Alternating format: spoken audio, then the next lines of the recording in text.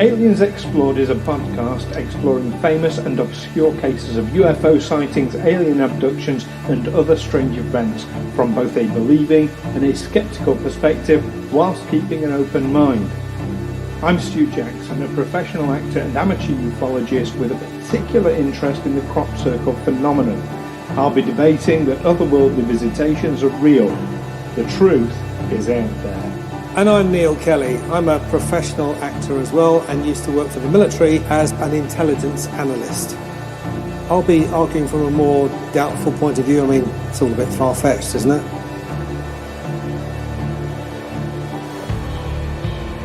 On the 21st of February 2021, American Airlines Flight 2292, heading from Cincinnati to Phoenix over New Mexico, encountered an unidentified object described as long and cylindrical at a height of 37,000 feet.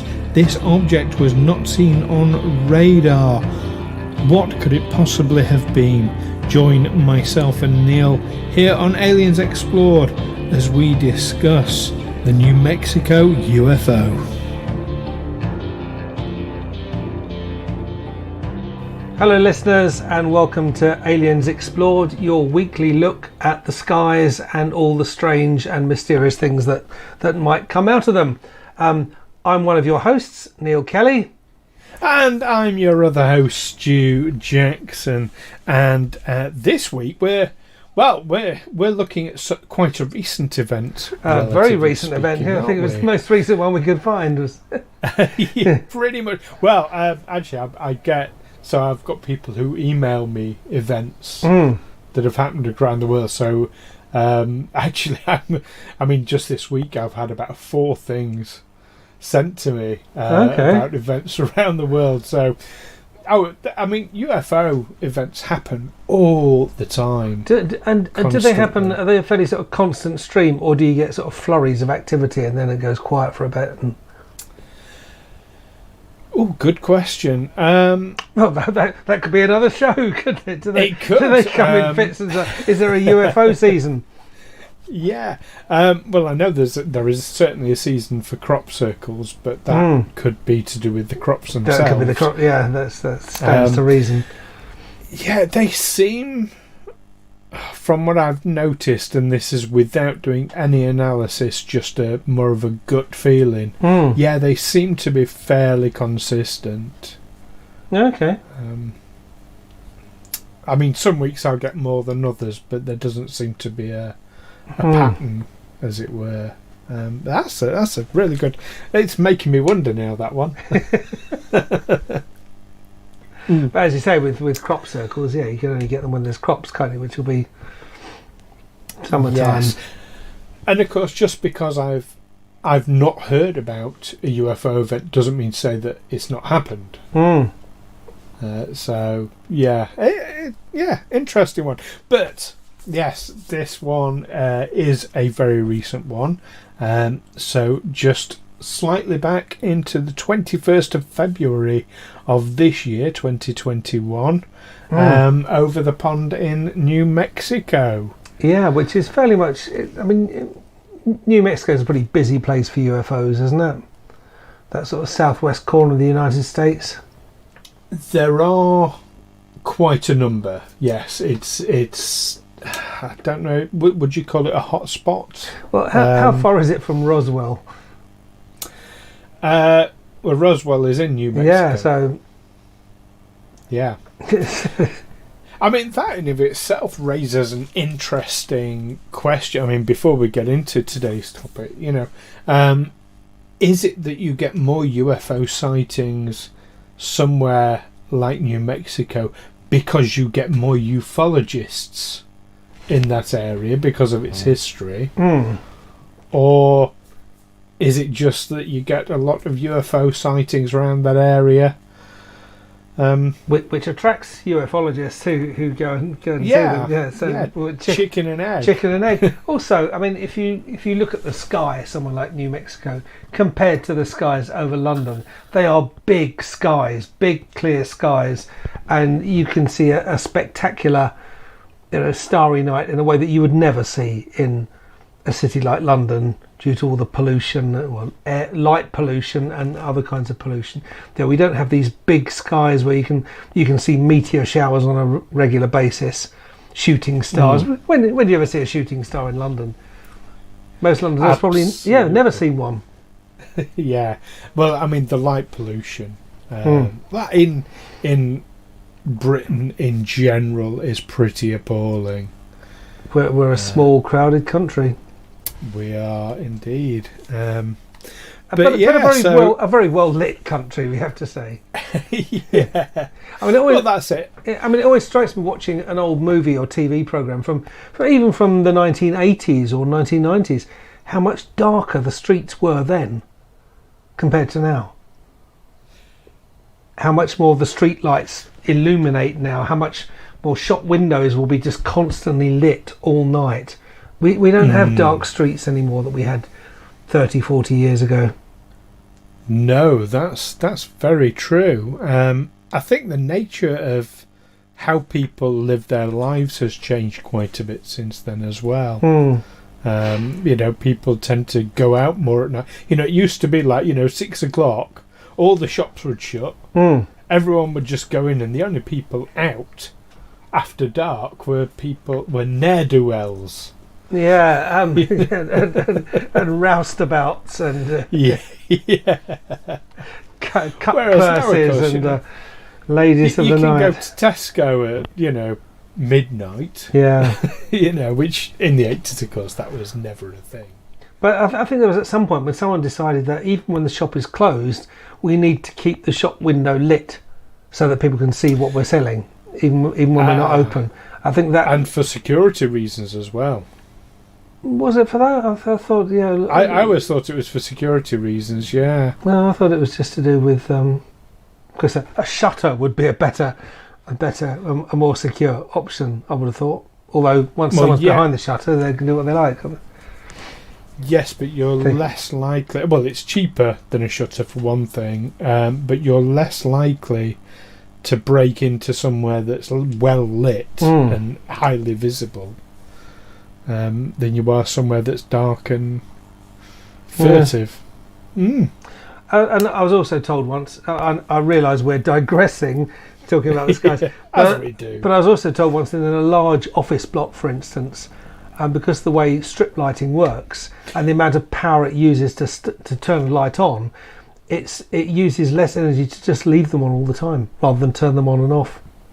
Yes, the old starters that you used to get in LED strip light. I think the technology has moved on a bit since then. But yeah, I remember that quite well as well. But like you say, we have digressed a little. We have quite a lot. I mean, we haven't even said the details of this incident yet. This incident that happened in the middle of the day, in broad daylight, anyway. So this is it. So yes, an American Airlines flight 2292 from Cincinnati to Phoenix. Reports over the radio a UFO, and this has actually gained quite a lot of traction and a lot of notice in the media. This particular case, at the time anyway. It wasn't so much they radioed in and said we've seen a UFO. They radioed in and said, do you have any targets up here? We've just had something go right over the top of us. Yes. They described a cylindrical object, which, I mean, one of them did say a bit like a cruise missile, but I think for various reasons it would be fairly easy to rule out something like that. Well, I think my understanding of a cruise missile is that it's a missile that's programmed to fly low and use the natural cover of the landscape. It will fly sort of over hills and then down the other side, and using natural. It's not flying through open skies. It makes it. Its onboard computers can map the landscape and keep close to the.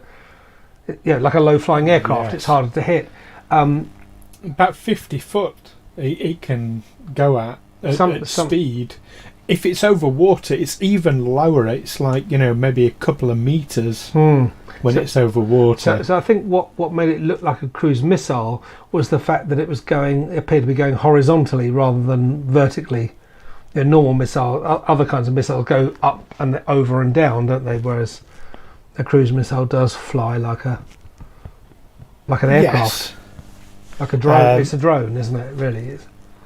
Absolutely. And to be fair, so cruise missiles, so I've done a little bit of research, they can fly at height, and in fact for approaching their target they would fly at variable heights. They'd go at height for speed to go sort of a long distance, and then as they're approaching their target they will hug the ground.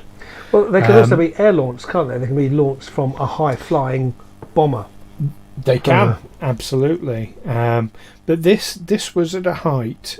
So for listeners who are more familiar with the geography of New Mexico, this happened just west of Clayton. So that's in the northwest corner of New Mexico, I believe. Northeast corner. Northeast so corner, they're flying from Cincinnati from the northeast, flying down. So New Mexico's a big place. They're still at 37,000 feet cruising speed. Yes, they are. Not ready to begin their approach to Phoenix. And there is. So I'm heading off all your various arguments I imagined you putting forward on this one. There is a missile testing site, not too far away, White Sands. But I say not too far away, it's actually 400 miles away. Now, to us, that is a ridiculous distance. Obviously, across New Mexico, it's still in New Mexico, but 400 miles away, the chance of there being sort of traffic from there is very, very minimal. I don't know. I mean, if you're testing missiles, they go a long way, don't they? You need an awful lot of space. So, especially if you're sending a bomber up and it's going to air launch a missile, you need an awful lot of room to do that. Oh, definitely. And White Sands itself is a big area. And in terms of range, yes, it's not beyond belief, but they don't go outside White Sands. I mean, that's what White Sands is for. Is for testing these things. So it's a no-fly zone. Because can you imagine if a civilian plane got hit by one of their missiles whilst testing it? That would be pretty disastrous. Yeah, but the US military do have form for accidentally shooting down airliners, don't they? Well,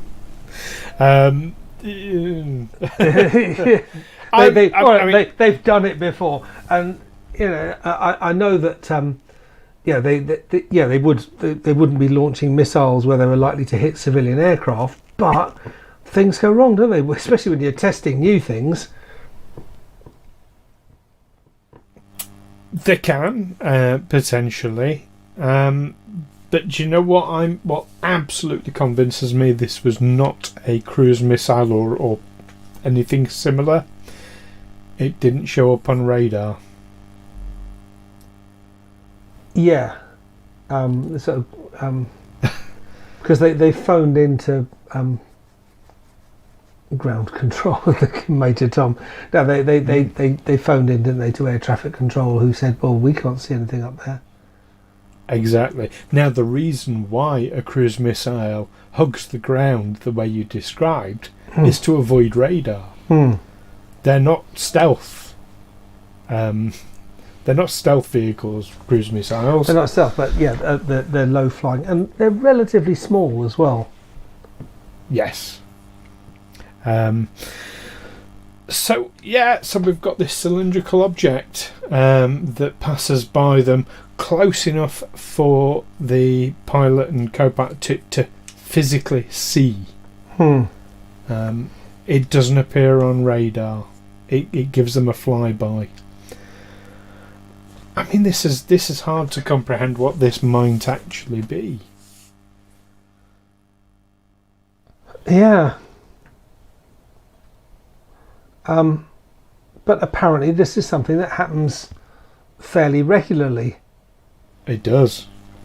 It does. This in that particular part of the one world caught the media's attention. Yeah. But yes, it's not an uncommon thing to happen. Absolutely. But when you read this story, so I'm intrigued. What was your gut feeling that this might be? Gut feeling that, oh well, that's one of those things that we can't explain. I mean, obviously, yeah. My first thought is, was it the military? Is there just stuff that pilots see in the sky that they get confused? They mistake natural aerial phenomena for aircraft.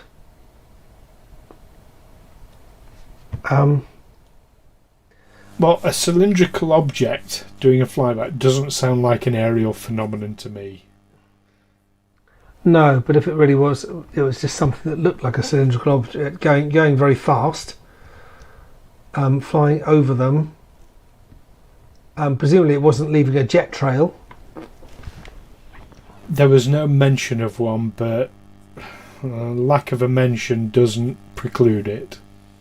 No, but I mean, people have spotted UFOs, and UFOs don't tend to leave jet trails, do they? Or they tend to just whoosh around by some kind of unknown power source that doesn't pollute or leave any trace behind. We certainly don't hear of any jet trails. Well, most jet trails are not exhaust fumes or anything like that, are they? They're actually condensation. They're vapour trails. Yeah, vapour trails, What a lot of the nutcases in society think are chemtrails. We might have just lost half our listeners by me saying that, but I don't apologise for it. The idea that the population is being controlled by chemicals and of course, delivered by planes is ridiculous. Yeah, of course. I mean, the Pentagon stir things up by saying, with all there, we can neither confirm nor deny. We don't comment on that kind of thing or whatever, which just fuels the fires of conspiracy and. It can do. Now, there's an interesting element to this particular case with the FBI, who, when asked about this, did come out and say, "Oh yeah, well, of course we neither confirm nor deny this sort of thing," but they did confirm that they were investigating it.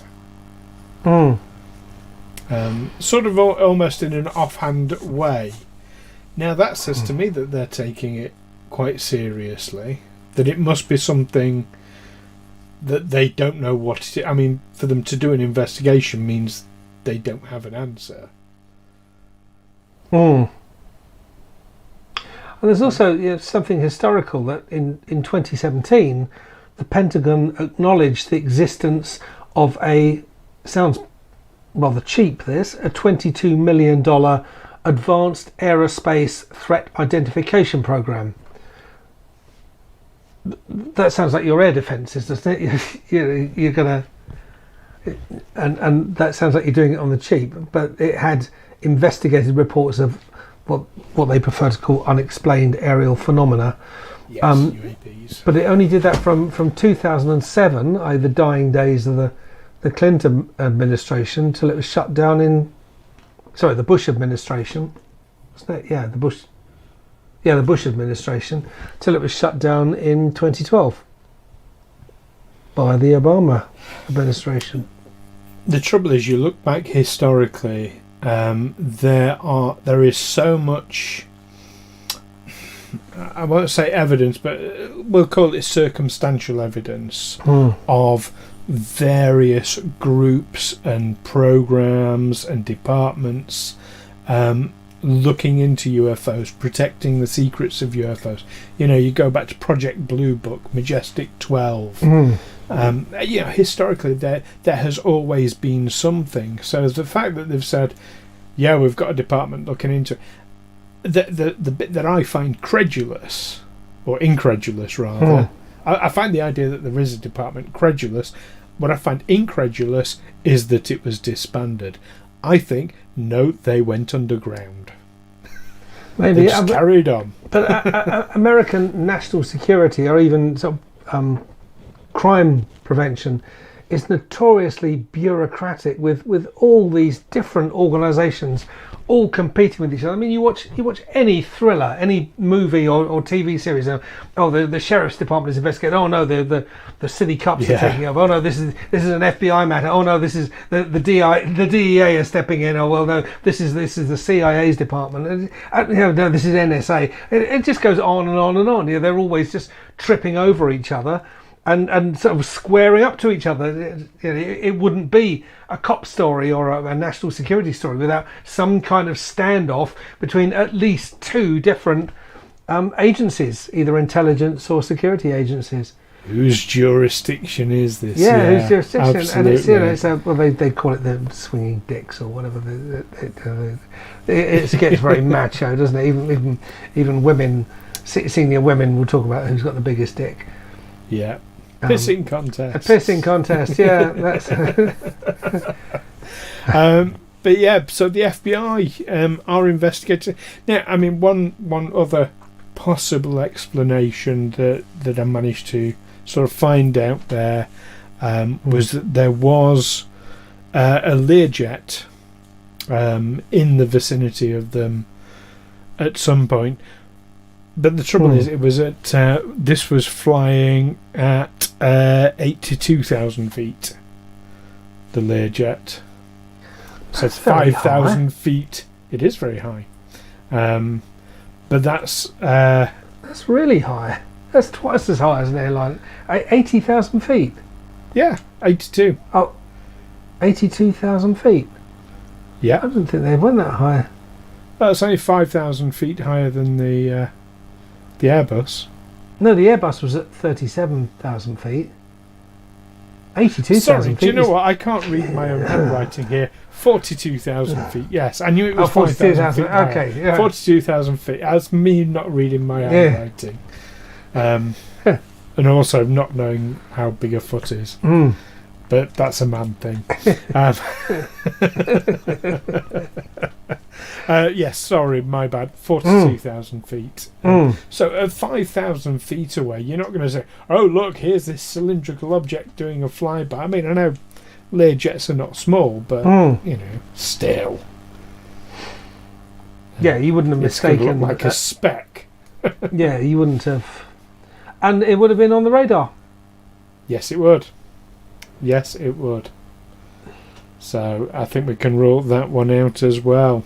Unless you're clutching at straws here, someone in air traffic control had screwed up such that two planes almost collided. So when one pilot says, "Is there someone else up here with us?" No, no, nothing on my radar. I'm sure that happens, but. Again, I mean, that particular flight was tracked. Of course, as civilians, we can track all flights globally from our phones now. And we can track them in real time with certain apps. So, yeah, I think it's easy enough to rule out the Learjet. Especially so recently, yeah. Yeah, it must be pretty terrifying for a pilot to have this happen as well. I suppose it depends how close it is, because I mean, if you come within a couple of miles of another aircraft at that sort of speed and altitude, that's regarded as a near miss, isn't it? Yeah. Oh, yeah. Yeah. Because it probably is a few seconds away from a collision. Well, that's it. When you're travelling at travel at like 600 miles an hour. Speed of sound, pretty much. Speeds. Yeah. Yeah, probably not that much then. Maybe 400, 500. But yeah, a couple of seconds, and that you've covered that distance. Yeah. So, but even then, to have something that you can't instantly identify or explain. Yeah, that must. I mean, I can imagine during the Cold War. I mean, I know that we talked in an earlier episode about President Kennedy's concerns that UFOs over the Soviet Union would be mistaken for American aircraft carrying out hostile missions.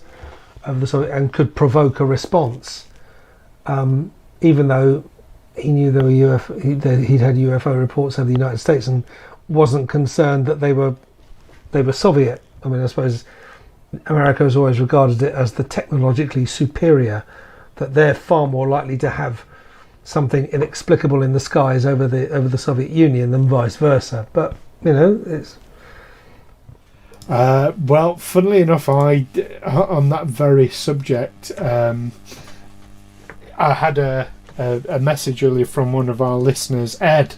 He was actually talking about when we were talking about Area 52, and we were talking about space shuttles. And now Ed is very, very knowledgeable about military and sort of quite minutiae of such things. And he said that the space shuttle is indeed a human-piloted glider, which is pretty much what we'd said at the time. But the Soviet copy, Buran, was fully automated and able to re-enter and land on a runway under its own guidance. So where we were talking about large remote space originating gliders, unmanned ones, very possible circa 1989. So actually, coming back to what you were saying there then, actually the Soviets were probably in advance of us at the time. Well, I mean, during the Cold War, during the Cold War, the USA and the Soviet Union were leapfrogging each other. I mean, the Americans were very surprised to go to Korea with their turbo prop planes, their Corsairs and whatever, and suddenly start getting shot out of the sky by Russian MiGs, who for a while had air superiority. Yes. So it's happened before. Well, something else that's happened before on every single episode we've done is we've hit that time where we summarise what we think. So, 21st February, New Mexico, flight 2292. Did they see an otherworldly craft, Neil, or was it something more terrestrial that just hasn't been identified? Yeah, it's certainly something inexplicable. It's something that didn't show up on the radar or wasn't admitted to having shown up on the radar. I don't think there's enough evidence that this has come from another dimension or from another planet beyond our solar system. I'd be inclined to agree, were it not for the fact that these two pilots, because let's not forget, it's just not just one person's opinion. There's two of them there. Couldn't readily identify it. Yeah. I mean, they're even the most advanced, futuristic-looking aeroplanes still look like aeroplanes. That coupled with it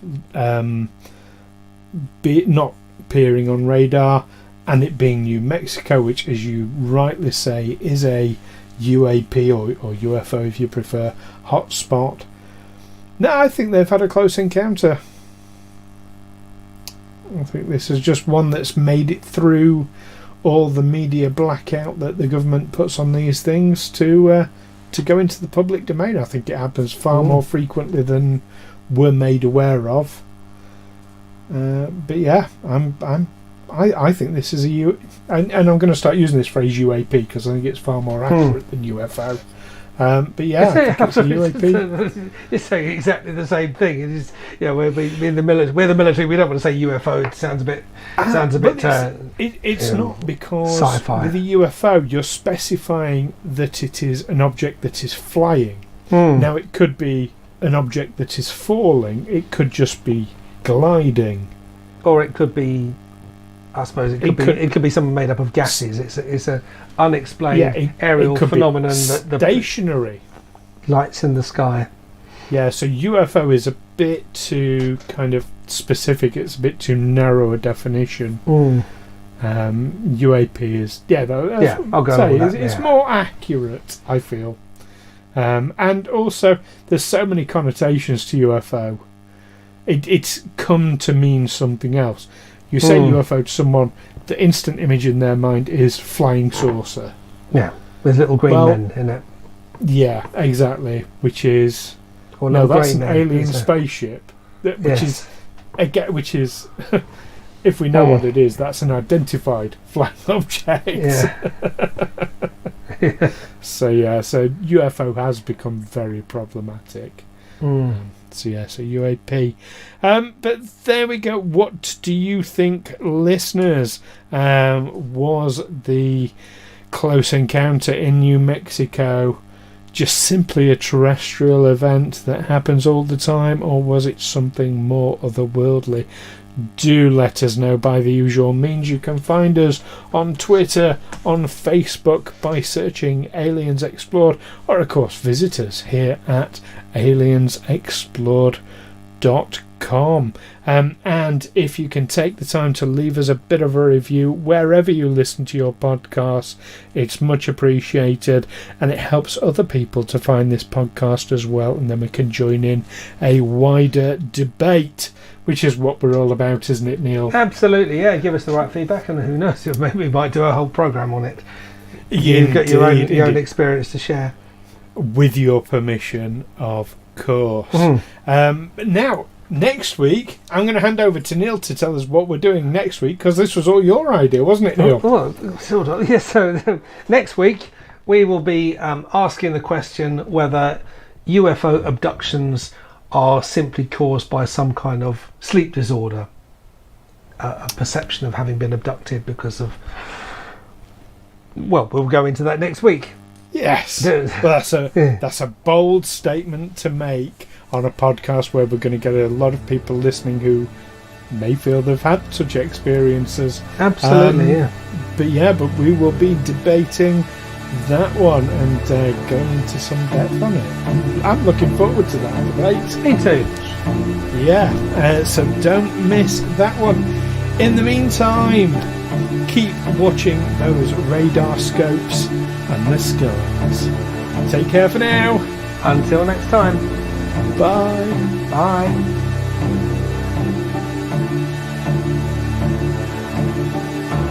Aliens Explored is a Fecal Films production in association with Juicy Falls. Music by Darren Mafucci and editing by Stu Jackson. Find us on Twitter or Facebook by searching Aliens Explored, or visit us on aliensexplored.com.